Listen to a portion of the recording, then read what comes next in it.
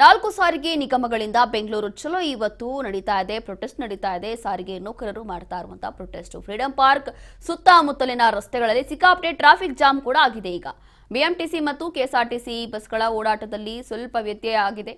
ಕಚೇರಿ ಕಾರ್ಖಾನೆಗಳಿಗೆ ಹೋಗುವವರಿಗೆ ತಡ ಆಗ್ತಾ ಇದೆ. ಇದರಿಂದಾಗಿ ಶಾಲಾ ಕಾಲೇಜು ವಿದ್ಯಾರ್ಥಿಗಳಿಗೆ ಬಹಳ ಸಮಸ್ಯೆ ಆಗ್ತಾ ಇದೆ.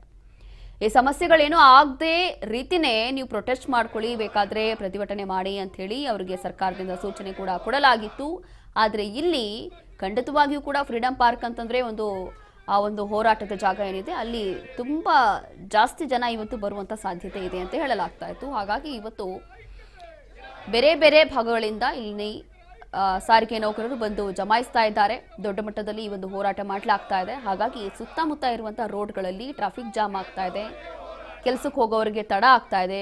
ಸ್ಕೂಲು ಕಾಲೇಜು ಮಕ್ಕಳಿಗೆ ಸಮಸ್ಯೆ ಆಗ್ತಾ ಇದೆ. ಇಷ್ಟೆಲ್ಲ ಆಗ್ತಾ ಇದೆ. ಇಷ್ಟೆಲ್ಲ ನಿಲ್ಲಬೇಕು, ಎಲ್ಲವೂ ಕೂಡ ನಾರ್ಮಲ್ ಆಗಬೇಕು ಅಂತಂದ್ರೆ ಸರ್ಕಾರ ಒಂದು ಒಳ್ಳೆಯ ನಿರ್ಧಾರಕ್ಕೆ ಬರಲೇಬೇಕು. ಇದೇ ವಿಚಾರಕ್ಕೆ ಸಂಬಂಧಪಟ್ಟಂತೆ ಮತ್ತಷ್ಟು ಮಾಹಿತಿಯನ್ನ ಕೊಡ್ತಾರೆ ನಮ್ಮ ಪ್ರತಿನಿಧಿ ರವಿಚಂದ್ರ. ರವಿ, ಇಲ್ಲಿ ಈಗಾಗಲೇ ಫ್ರೀಡಂ ಪಾರ್ಕ್ ಅಲ್ಲಿ ಪ್ರೊಟೆಸ್ಟ್ ಆರಂಭ ಆಗೋಗಿದೆ. ಆದ್ರೂ ಕೂಡ ಎಲ್ಲರ ಕಣ್ಣಿರುವಂತದ್ದು ಇವಾಗ ಸಂಜೆ ಏನ್ ತೀರ್ಮಾನ ಆಗುತ್ತೆ ಅಂತ ಹೇಳಿ. ಇಲ್ಲಿ ಬೇರೆ ಬೇರೆ ತರ ಸಮಸ್ಯೆಗಳಾಗ್ತಾ ಇದೆ ಈ ಒಂದು ಪ್ರೊಟೆಸ್ಟ್ ಇಂದ. ಹಾಗಾಗಿ ಏನಾಗ್ಬೋದು ಸಂಜೆ? ರುಚಿನಿ ಈಗಾಗಲೇ ಸಾರಿಗೆ ಇಲಾಖೆಯಿಂದ ಎಲ್ಲ ನೌಕರರೆಲ್ಲ ಬಂದು ಇವಾಗ ಪ್ರೊಟೆಸ್ಟ್ ಅಲ್ಲಿ ಭಾಗಿಯಾಗಿದ್ದಾರೆ. ನಾನಾ ಊರುಗಳಿಂದ ಬಂದು ಫ್ರೀಡಂ ಪಾರ್ಕ್ ಅಲ್ಲಿ ಪ್ರೊಟೆಸ್ಟ್ಗೆ ಮುಗಿದ್ದಾರೆ. ಇನ್ನೇನು ಡೆಡ್ ಲೈನ್ ಕೊಟ್ಟಿದ್ದಾರೆ ಸರ್ಕಾರಕ್ಕೆ, ಸಂಜೆ 4 ಗಂಟೆವರೆಗೂ ಅವ್ರು ಏನು ತೀರ್ಮಾನ ತಗೋತಾರೆ ಅಲ್ಲಿವರೆಗೂ. 26 ವೇತನ ನೀಡಿದ್ದಾರೆ. ಇನ್ನು 12 ವೇತನ ನೀಡಬೇಕಿತ್ತು, ಅದನ್ನು ಕೂಡ ಅವರು ಇವಾಗ ಆಕ್ರೋಶ ವ್ಯಕ್ತಪಡಿಸ್ತಾ ಇದ್ದಾರೆ.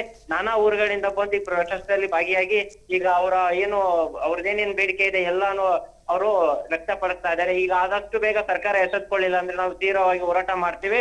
4 ಗಂಟೆವರೆಗೂ ನಾವು ಶಾಂತಯುತದಿಂದ ಹೋರಾಟ ಮಾಡ್ತೇವೆ. ನಾವು ಯಾವ್ದೇ ರೀತಿಯ ಆಕ್ರೋಶ ವ್ಯಕ್ತಪಡಿಸಲ್ಲ.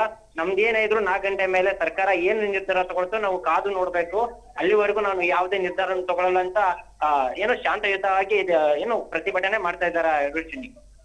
ಎಸ್, ಥ್ಯಾಂಕ್ ಯು ರವಿ ನಿಮ್ಮೆಲ್ಲ ಮಾಹಿತಿಗಾಗಿ. ಇಲ್ಲಿ ದೊಡ್ಡ ಮಟ್ಟದಲ್ಲಿ ಪ್ರೊಟೆಸ್ಟ್ ಮಾಡಲಾಗ್ತಾ ಇದೆ. ಇವತ್ತು ಸಂಜೆ ರಾಜ್ಯ ಸರ್ಕಾರ ಏನು ನಿರ್ಧಾರ ಮಾಡುತ್ತೆ, ಅಥವಾ ಸಿದ್ದರಾಮಯ್ಯ ಅವರು ಏನು ನಿರ್ಧಾರವನ್ನು ತಗೋತಾರೆ, ಅಥವಾ ಏನಾದರೂ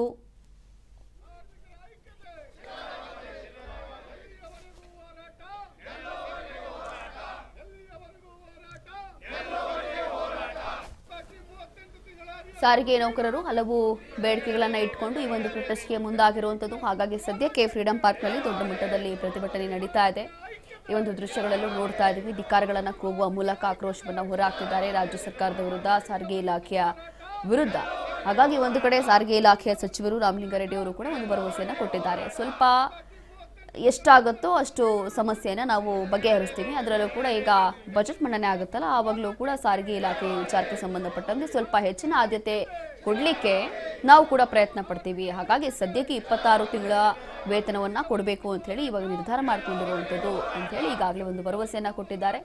ಅದರಲ್ಲೂ ಕೂಡ ಈ ಬಾರಿ ಅಷ್ಟೊಂದೇನು ತಡ ಆಗಲ್ಲ, ಸ್ವಲ್ಪ ಆದರೂ ಟೈಮ್ ಕೊಟ್ಟರೆ ಎಲ್ಲವೂ ಕೂಡ ಸರಿ ಹೋಗುತ್ತೆ ಅಂತ ಹೇಳಿ. ಆದರೆ ಪ್ರತಿ ಬಾರಿ ಇದೇ ಅಲ್ವಾ ಆಗ್ತಾ ಇರೋದು, ಪ್ರತಿ ಬಾರಿ ಸೇಮೇ ಆಗ್ತಾ ಇದೆ. ಈ ಹಿಂದೆಯೂ ಕೂಡ ಇದೇ ಆಗ್ತಾ ಇತ್ತು, ಇವತ್ತು ಕೂಡ ಅದೇ ಆಗ್ತಾ ಇದೆ. ಮತ್ತೊಮ್ಮೆ ಸ್ವಲ್ಪ ಟೈಮ್ ಕೊಡ್ತಾರೆ, ಕಾಲಾವಕಾಶವನ್ನು ತಗೋತಾರೆ. ಅದಾದ ನಂತರ ವಾಪಸ್ ಸ್ವಲ್ಪ ದಿನ ಆದ ನಂತರ ಏನೂ ಬದಲಾವಣೆ ಆಗೋದಿಲ್ಲ, ಮತ್ತೆ ವಾಪಸ್ ಅವರು ಇಂಥದ್ದೇ ಒಂದು ಪ್ರೊಟೆಸ್ಟ್ ಅನ್ನ ಮಾಡ್ತಾರೆ.